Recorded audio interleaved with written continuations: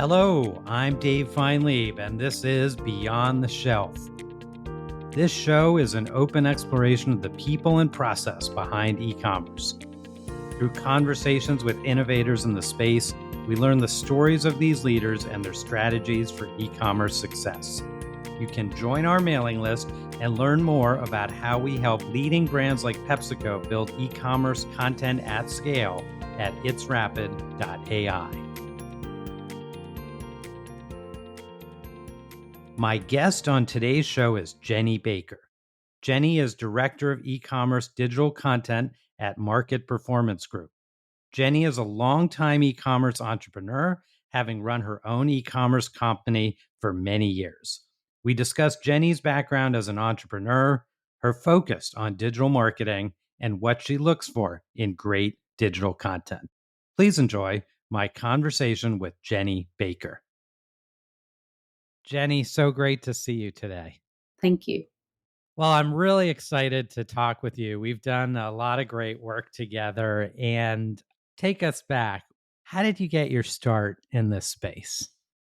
Okay, that's an interesting story. Way back in 2010, I was a distributor for a skin cream, and I asked the company if they would let me list their products on Amazon and eBay. They had no idea how to do this. They had no UPC codes. They mostly sold at street fairs and through their own website. And that's when it all started. Well, by 2014, we noticed that there were quite a few additional distributors that got wind of e-commerce and caught onto this. And I got my first-hand experience of buy box issues and pricing wars. And so a friend and I got the sole USA distributorship for a natural skincare brand from South Africa. And we started facing some interesting challenges as we try to launch this in the USA, from trade show expenses to unauthorized sellers taking our product and listing it against us on Amazon. And so I started to explore the option of actually creating my own brand, really small micro brand, where I could really control the distribution and every aspect of the brand. And that was probably the most challenging and the most rewarding school in e-commerce when I did that. That part of building your own brand. Mm-hmm.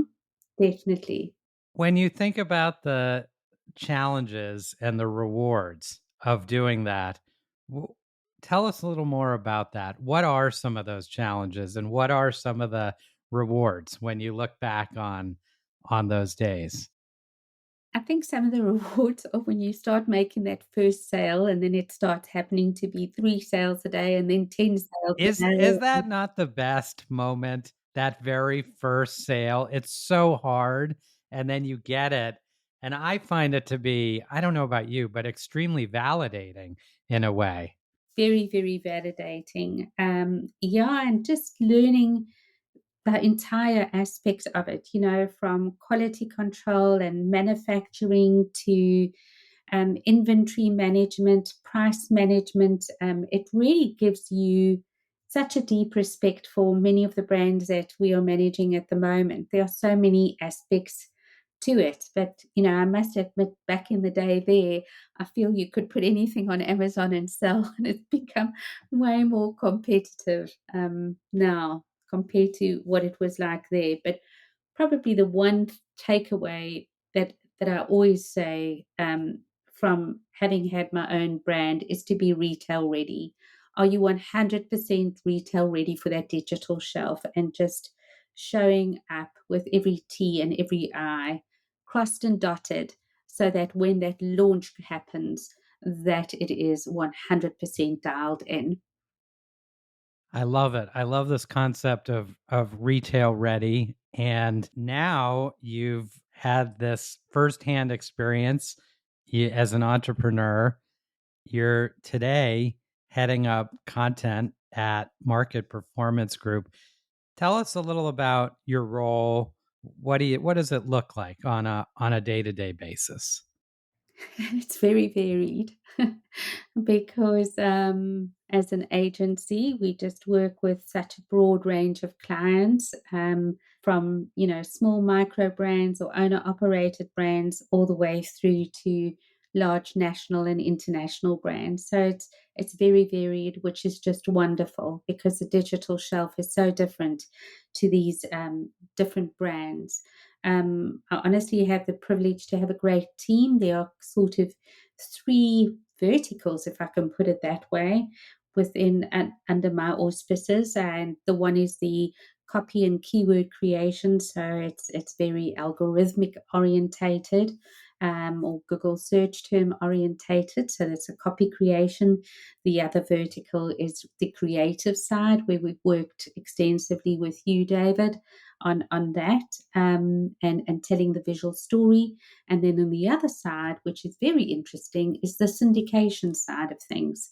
So yes, there are these three verticals that all work hand in hand in order to assist MPG's clients to have a complete sort of omni-channel approach to their digital shelf. So a comprehensive view, but also one, it sounds like, that keeps things interesting. You're, I imagine, constantly learning from working with all these verticals, but and with the client base. Yeah, never a dull day. Never a dull day. I love it. And we've had the opportunity at It's Rapid to partner and work with you on a number of creative projects across many different brands. What kinds of content are brands most focused on today and maybe looking ahead when it comes to e-commerce? I may be answering this through a biased lens, and so I'm going to answer this in two parts. I think at MPG, as I mentioned, we have the honor to work with large CPG brands and sort of smaller owner operated or micro brands. Each lens is a unique, each brand has a unique way of looking at content. Newly launched brands or smaller brands are probably the most exciting because they only have their content to get them recognized. They don't have that hard earned recognition of a well known brand name. And so they are probably the most receptive to creating consumer driven content and testing it for sales conversions, and retesting and retesting. So they are probably the most invested, and I think enjoy the thought leadership that goes into what we call the image formula, on the product display plays. And yes, there is a formula after analyzing thousands and thousands of listings. And so, they really want to be seen and heard, especially with the growth in mobile commerce, which I now call the see, scroll, click model. And this model is becoming more and more sophisticated. We've got less and less time in which to make an impression, and so this is an extremely dynamic space, in which we're working in at the moment. I think I have a pretty good idea of what you mean on see, scroll, and click. I'd love to hear what that means for you, how you think about that, and how that influences the content story, the thought leadership. So I can go into a bit more detail with this, but often we call it the search engine results page. When that keyword comes in, we get the main image that pops up. The algorithm decides this happens to be the products that we'd like you to look at. And so you can either bid on it from a social media from a media point of view, or alternatively, you come up organically. That main image I always consider to be a billboard. You literally have 1 to 2 seconds in which to really make an impression. And so that to me is the most important image. Um, and that is the C. The minute that you've got C, your consumer, especially on the phone, will scroll and see which one they like. They will then actually go in and take a closer look at the PDP. Now, Amazon's interesting because of the social media behavior, and so is Walmart. If we look at these listings from our phone, and I really would invite every brand to actually look at their product listings from their phone, with mobile commerce being such a trend, I would suggest that the very next image, which is part of the image formula, needs to be benefit driven. um, what am I going to get from using this product? And some brands are extremely smart because they bring in the concept of a benefit in the image, and they also bring in the concept of a list or icons or even percentages. If the benefit for a skincare product is that it's anti aging or moisturizing, then putting something like 97% of users found this very moisturizing. And so now you're bringing in that kind of proof as well as the actual benefit. So it really depends a lot on your category. Um, but that would be sort of a formula that I would suggest to start off with. Is that main image really optimized for search engine results, and also having your second image to be very benefit driven?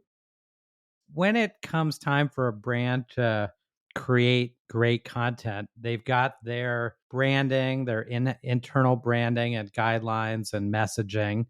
They've got tight turnaround times that they're trying to work with, especially with some of the retailer calendars when it comes to display campaigns, on page creative, and so on. When you think about these challenges and also the opportunities there when it comes to the e-commerce content, what do you see with all these different brands that you work with? So many brands don't realize how much content they really have that they can leverage on their digital shelf. Often, the bigger the brand is, the more their approach to content is siloed. You have your social media team that is great in creating great UGC content, but it's not speaking to the graphics team, and the brand manager doesn't know, or the e commerce manager doesn't know. So I often find that the challenge is having someone who can actually connect the dots for the brand. We do not need to go and reinvent the wheel. You have already a lot of content. And so a lot of brands don't really understand what a treasure trove they are actually sitting on. I think there is this perception that optimizing a digital shelf needs to be a new photo shoot with these perfect, glamorous models and sophisticated graphics. And that's not really it. I mean, we look at how TikTok has taken over, and we look at how Instagram stories are. These are real people. They are not these glamorous models. In fact, they just have It's a much more, it's authentic. it's authentic, it's It's raw, real. Yeah. it's real.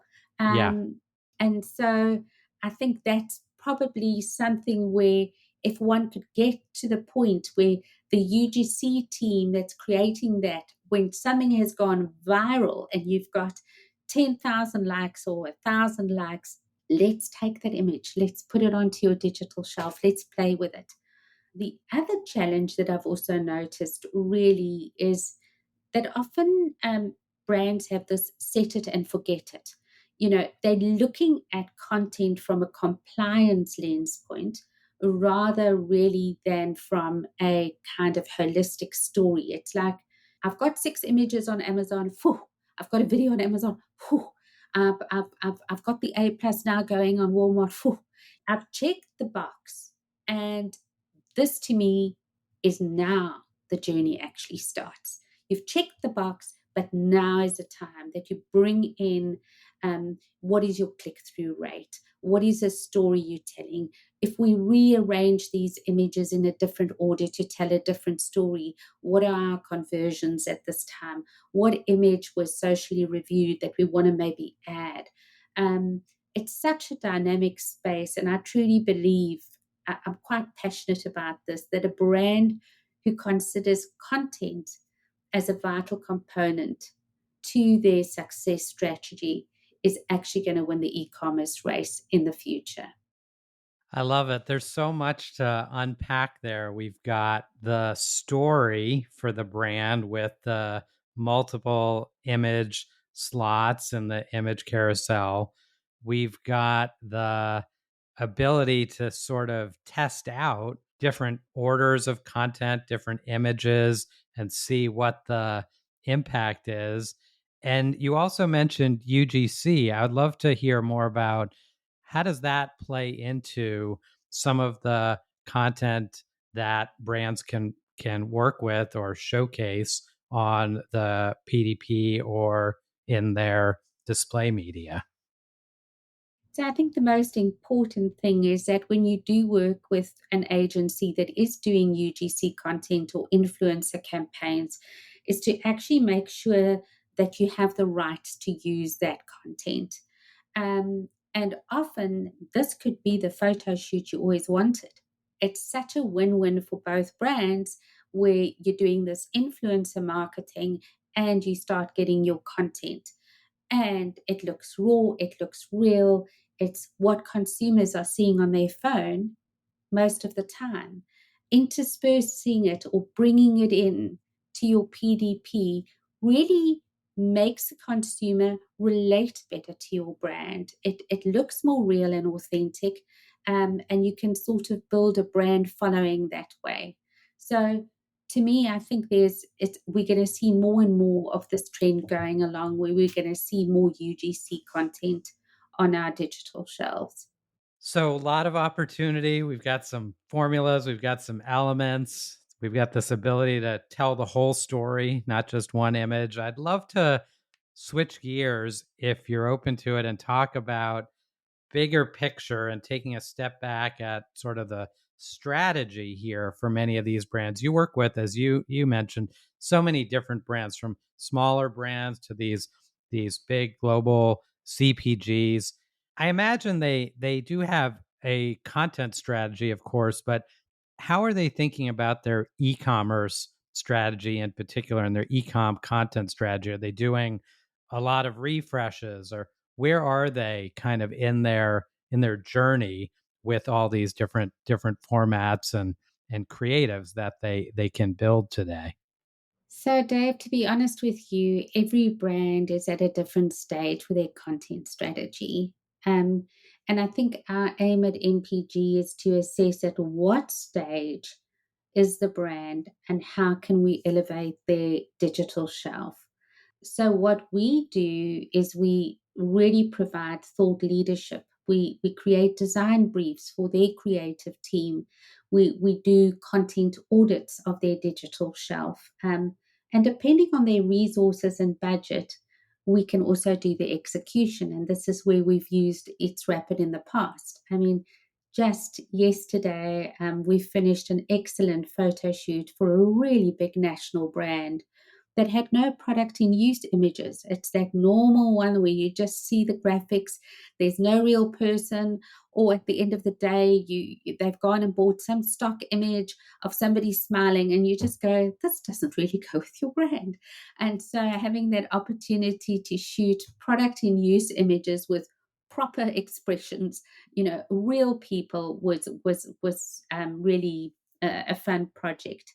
And so yeah, coming back to that product in use, I always say this is probably some of the most important images on the digital shelf.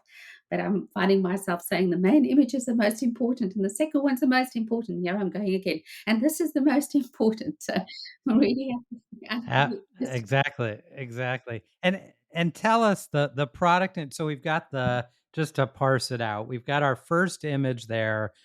Tell right. us what that's normally your product shot, your core shot. You talked about the feature and benefits, kind of the starting to tell the story. And then tell us a little more about this product and use idea. So this is just really having a real person using your product, right?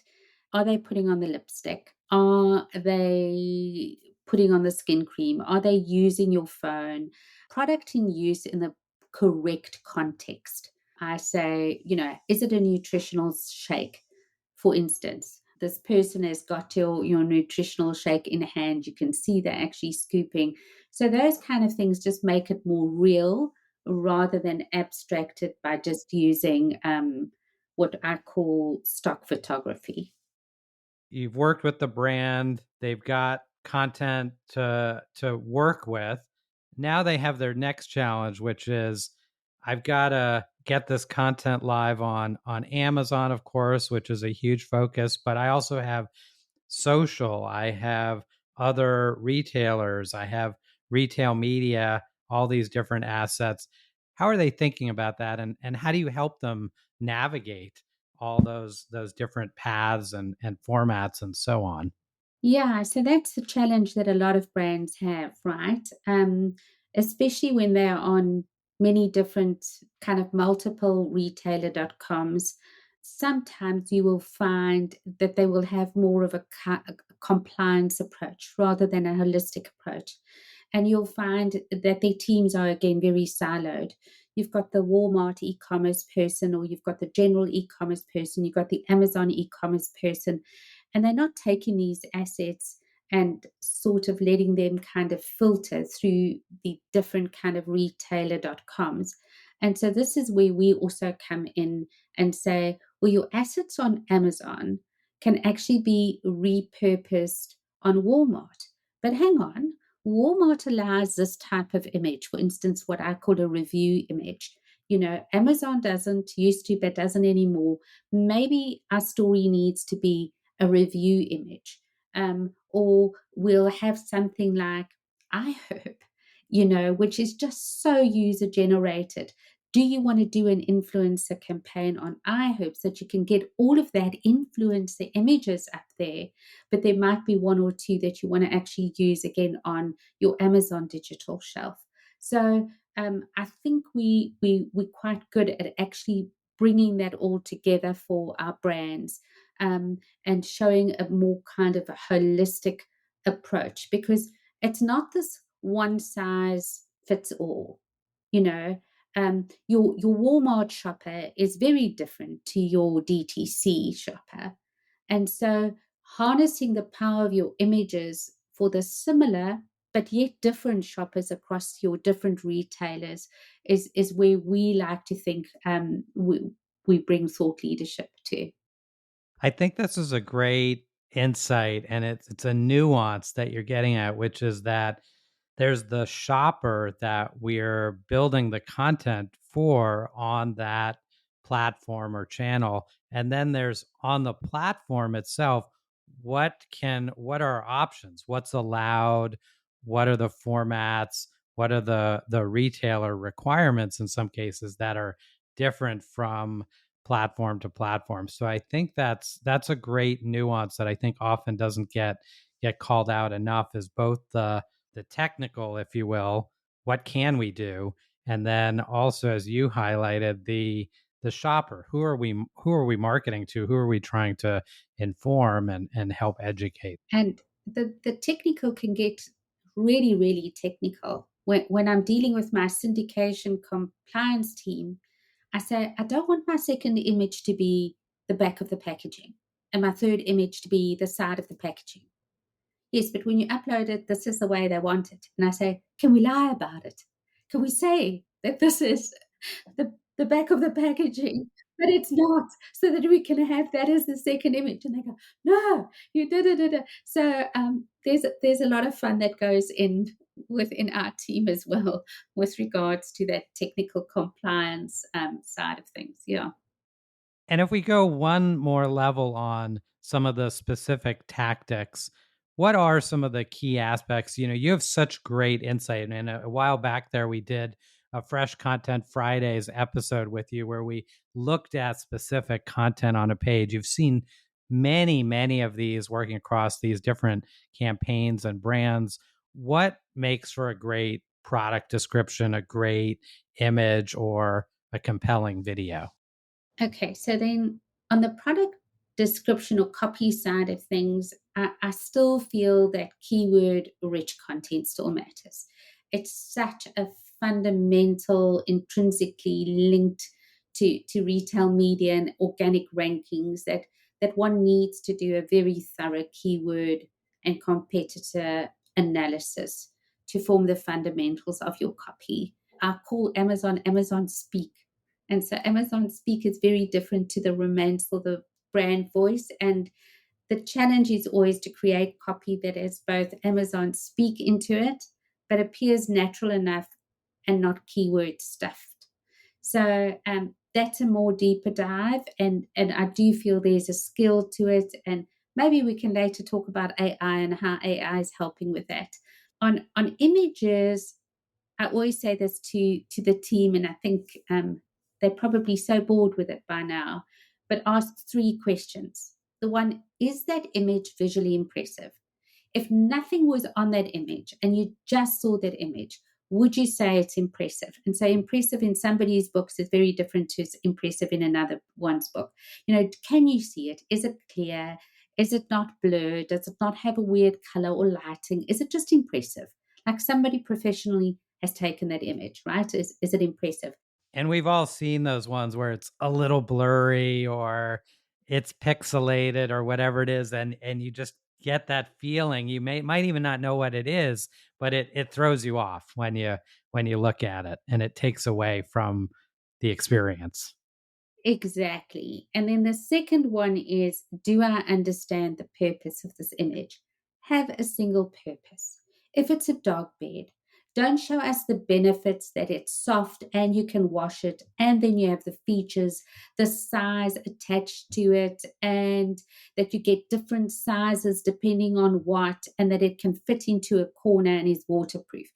Let's just keep it simple. Have a single purpose to that image. And then lastly, the third question is, are all the concepts within that image, the text call out, the graphics, the photograph itself, cohesive? And if you're at any time unsure, go to somebody and let them look at it for 5 seconds, 3 to 5 seconds, and then take it away, that image, and say, what was the purpose of that image? And that is how you can test. Are you mobile ready? Have you kept it simple? Did they have to really, really try and read to understand it or not? And so this is what brands can very easily do on their own, right? Just show it to somebody who knows nothing about it and say, what was the purpose of that image? And so quick too, that was it clear in this really quick time window? So, and an easy exercise to do to pressure test. It's such an easy, simple exercise. And, that brings me with regards to your question on video, what are some of the deep dives? Keep it simple. Nobody wants a massive big ad. I look at the statistics on the back end on Amazon. You have such quick drop off rate on video. Yet, if you start creating something that is simple, that is quick, even with TikTok and Instagram stories and stuff, the drop off rate is so fast. So just keep it very simple. Use some stock video stock. Keep it moving, and keep it. Ideally, I used to say let's 15 to 30 seconds. I'm saying bring it down. Bring it down to 10 to 15 seconds, if not less. So bite-sized, really, really quick. Very quick, very simple, fast. And the drop-off rate when you talk about that terminology there, meaning that we see it, and if we don't get it right away, we're moving on, we're scrolling past. We're scrolling past. We're probably going to go to a competitor or, somewhere else. And yeah, that's just the nature of e-commerce at the moment. One thing I've really enjoyed in our work together is that you have this view of not just the one image that needs to be right, or the few sentences that need to be keyword optimized.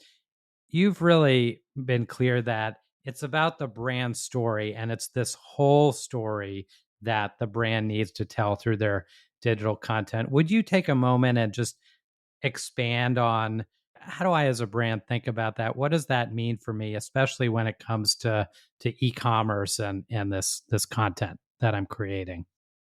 So not just because I'm in content, but I really feel that if brands consider content creation as an investment rather than expense, they're going to be in a different league. If a brand comes from the viewpoint that content, especially in the light of mobile consumer sort of behavior, as this is a crucial driver, as I'll keep mentioning in e commerce success, then how they present their brand story will be fundamentally more strategic because they are going to look at it through a content lens, and they will be successful for both the top and bottom of the sales funnel. And so to tell their story, not just visually, but also through kind of copy and the voice, what they want to represent, what are their values. This is going to be what consumers are really wanting to sort of attach to, something that seems to have value, something that is, I feel I'm making a difference, or I feel I can relate to those kind of brand values. And all of that is in the content, right? So much so. So you've got the brand story. One other thing I think would be interesting for our listeners is you talked about this idea of content creation as an investment rather than an expense. And I'm sure, like you, many of our brand leaders and e-commerce leaders do need to go within their organization and look for budget and make the case that this is an investment. What have you seen be most helpful there when articulating that this really is an investment and it's going to pay off in terms of engagement and brand awareness and of course sales? I think once, it's always so difficult to kind of measure because there's so many moving parts to the digital shelf. But when a brand sees that, hey, we've optimized that main image, and guess what? Your sales have increased 20, 30, 40%. I think that it starts sort of really settling down and saying, okay, this is actually an investment. This is not an expense. And so part of what we do is to actually try and help brands have tangible numbers to what is happening. We changed your digital shelf here on this SKU, and we measured it over 4 months. This is what it was doing beforehand. This is what it's doing now. That seems to really help a brand understand, especially the bigger brands, that your content or your creatives assets, it is going to have an impact. It is going to have an impact.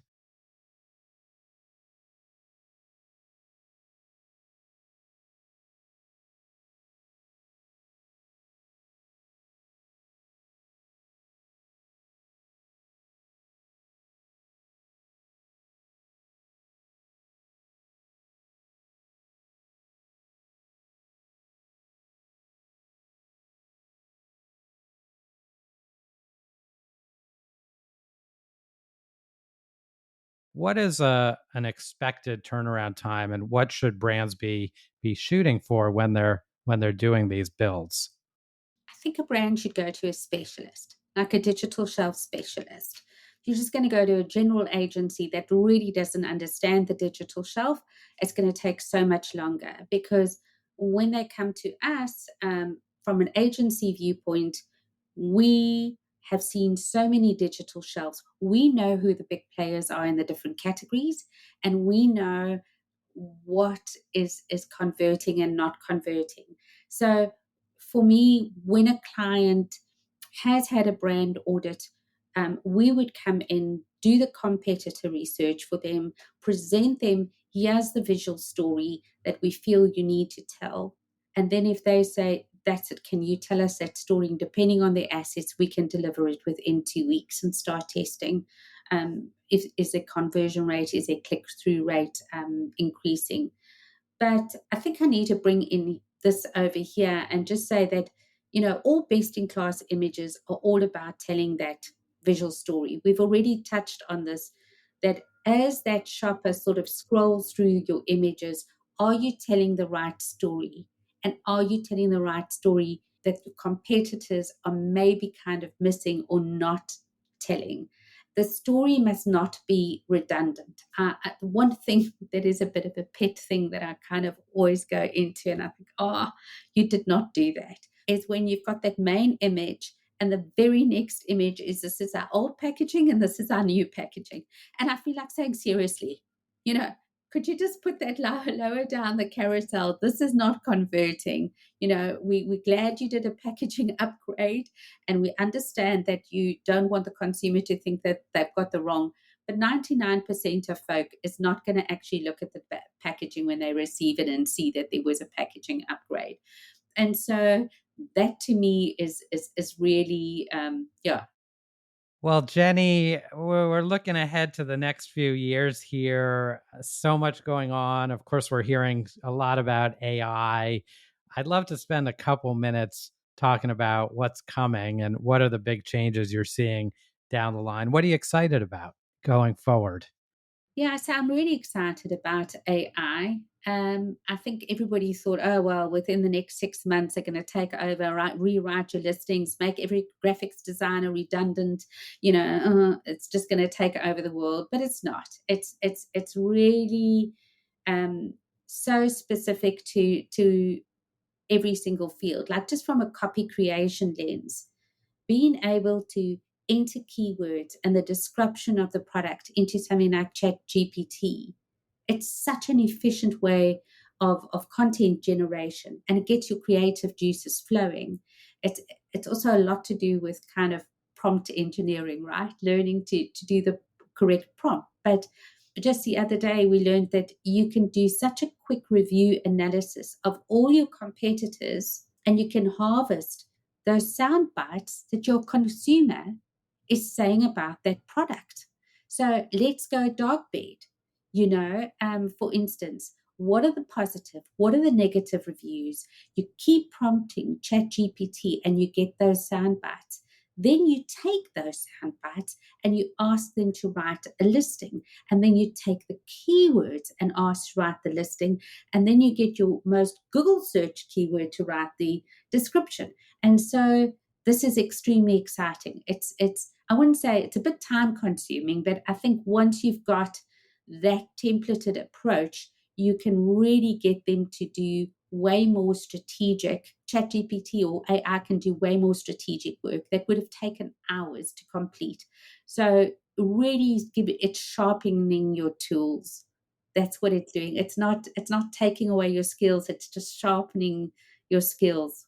It's something that we could do before, but it was extremely time consuming. Very. And that to me as well is the big unlock, which is this ability to compress that work, look at more of it, and either up the cycle time or do more in that time that we have. And there's some wonderful companies that are now really sort of popping up everywhere where one can actually, use the power of something like ChatGPT in order to create listings. And I think Amazon recently announced that it's also going to have this ability where you can create a listing within Amazon using AI. So, and images with you, Dave. I mean, it's interesting where we're going with Mid Journey and Discord and Canva AI. Also, it's very exciting.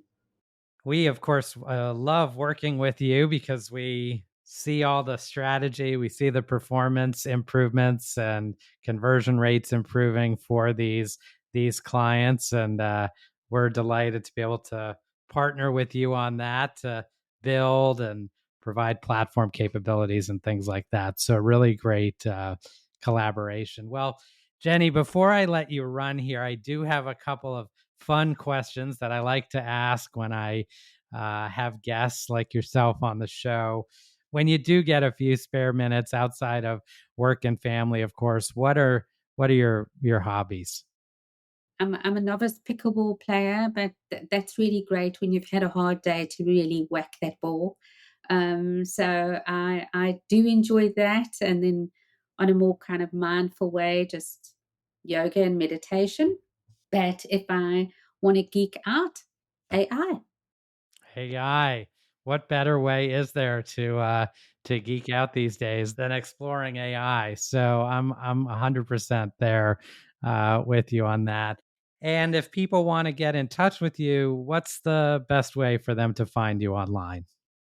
Probably my email, jenny.baker@mpgllc.com. Always open to letting somebody send me their PDP and ask an opinion. If I've got time, I would definitely answer it as an opportunity to optimize their PDP or just to give thought leadership. Always open to doing that. And LinkedIn, but then I think I'm Jennifer Baker on LinkedIn. I'm not as responsive. I should be, but I'm way more responsive on email. Well, Jenny, thank you so much for spending time with us today. David, it's been an absolute pleasure. Thank you so much for the collaboration. And again, thank you so much for giving me this opportunity. It's been great talking to you. Thanks for listening to the show. If you like what you heard, please visit our website at itsrapid.ai, where you can find out more about how we're helping leading brands like PepsiCo save thousands of hours a year when it comes to retail media and digital shelf content creation. And don't forget to subscribe to hear more great episodes of Beyond the Shelf. See you next time.